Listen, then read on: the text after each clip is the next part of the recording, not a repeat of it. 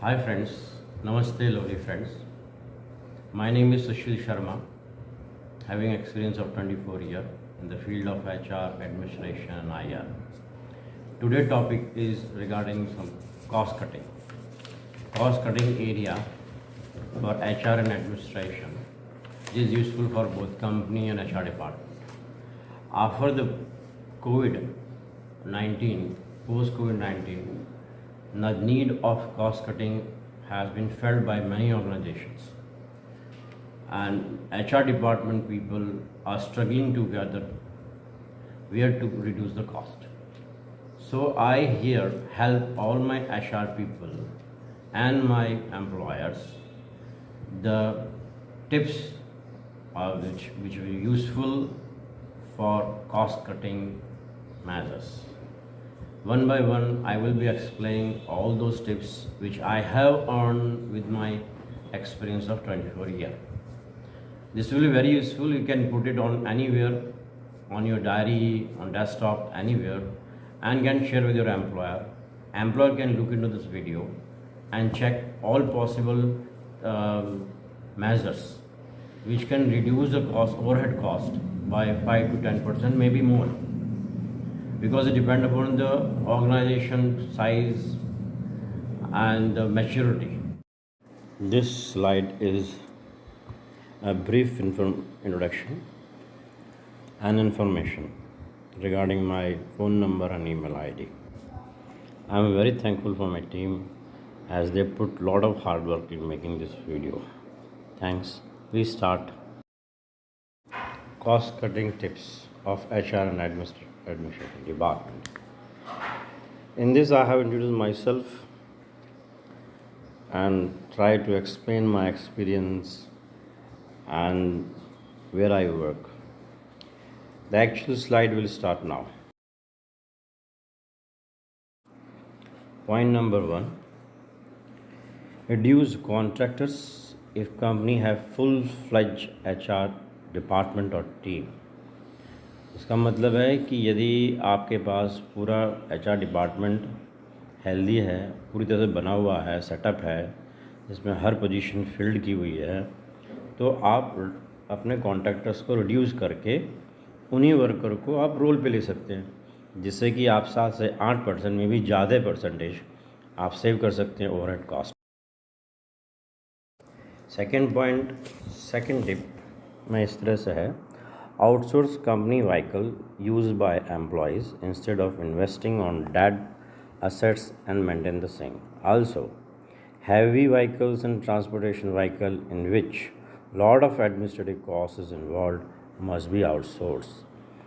This will save money, time and energy of the company, and their employee can save up to 5 to 10% of overhead costs. Tip number 2 कह रही है कि जितना भी vehicle है जो एम्प्लॉय के लिए यूज़ हो रहा है, वो सारे के सारे व्हीकल्स को आप आउटसोर्स कर सकते हैं। मतलब कोई कॉन्ट्रैक्टर ला दें जिसमें कि आपका इन्वेस्टमेंट भी नहीं होगा और मेंटेनेंस में भी कॉस्ट नहीं होगा, और आपका कॉस्ट रिड्यूस हो सकता है। जो मेरा एक्सपीरियंस कह रहा है वो 50 to 60% भी कई बार सेव हो जाता है।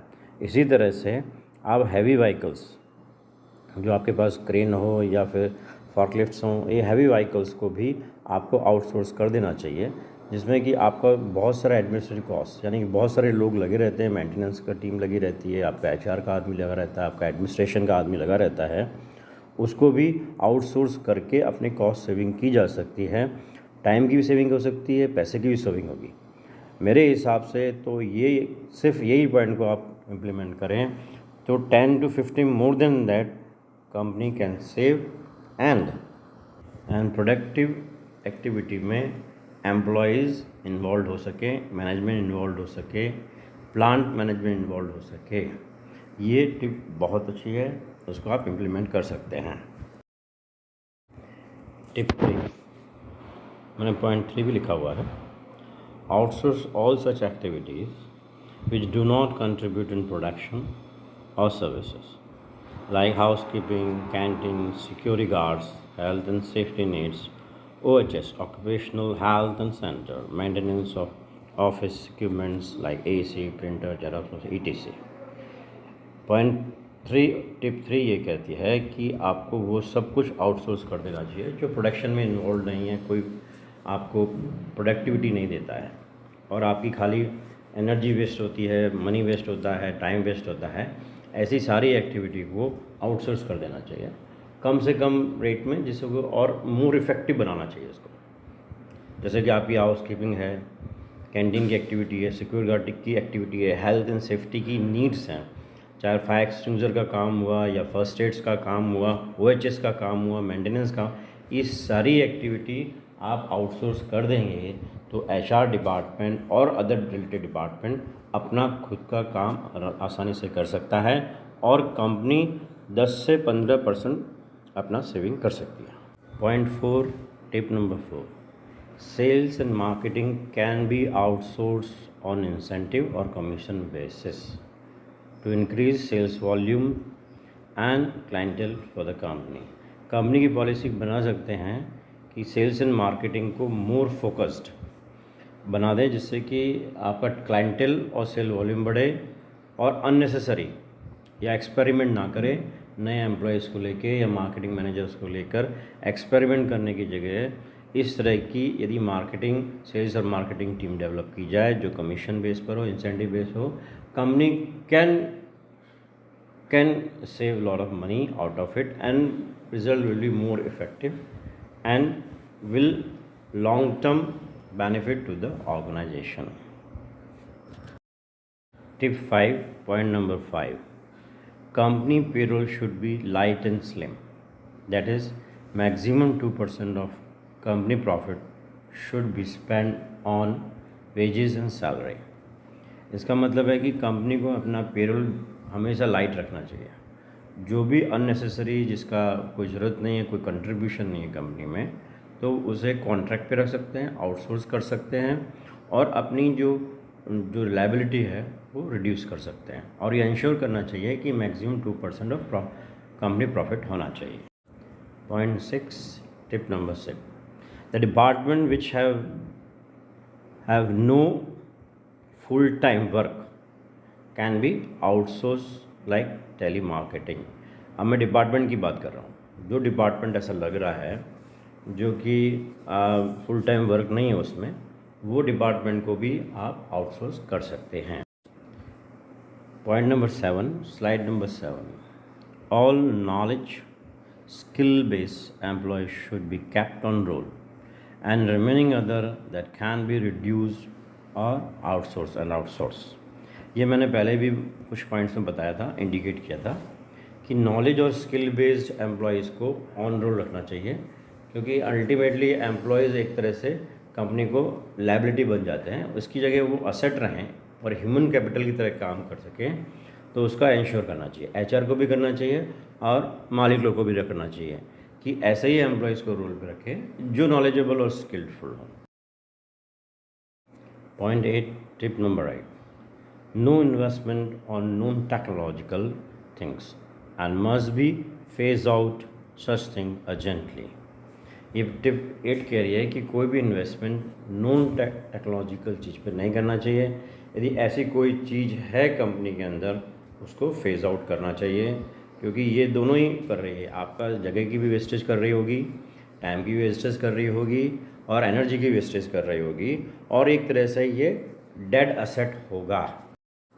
Point number 9, tip number 9, scrap management can be given to third party who directly report to management, but third party must not be a scrap dealer। यहाँ पर भी आप कॉस्ट सेव कर सकते हैं। बहुत सारा पैसा आजकल कंपनियों में स्क्रैप के रूप में लीक हो रहा है।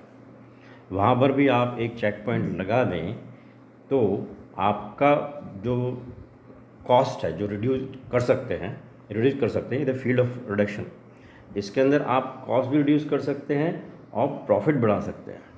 सिर्फ एक छोटा सा काम करना होगा कि एक थर्ड पार्टी रखनी चाहिए जो भी कमीशन बेस पे हो या टनेज बेसिस पे हो, लेकिन ये ध्यान रखने का कि स्क्रैप डीलर नहीं होना चाहिए। Point number 10, tip number 10, reduce energy consumption like electricity और any other fuel by applying automation or alternative source of energy. I have shown the picture of solar also. That can be the source of energy you can use and save money. In long term, you can save a lot of money. Day by day, the electrical cost will be increasing with the cost of inflation. You will see the electricity cost will be increased, but alternatively use other sources, company will definitely benefit in that. Point number 11, tip number 11. In this, reduce excess manpower by drawing proper organization chart and JDs, and further you can do the assessment in which you can bifurcate employees into three categories: one to be promoted, second to be sent for training, third can be replaced with a new employees. This depends on the company's policy, but this is a very useful thing, is a very useful practice company should follow as a bible, because this is a manpower which is responsible for the company's productivity, profit, effectiveness, branding, etc. So this tip I think all organizations should follow. Thanks for watching my PPT. Like and subscribe our channel Human Capital and click on the bell icon to get our latest video. If anybody is interested to get new videos in their topics, interest topic, I will do for them. Please put the topics in comment box. I will help you to simplify the topic and make it useful for you. Thanks.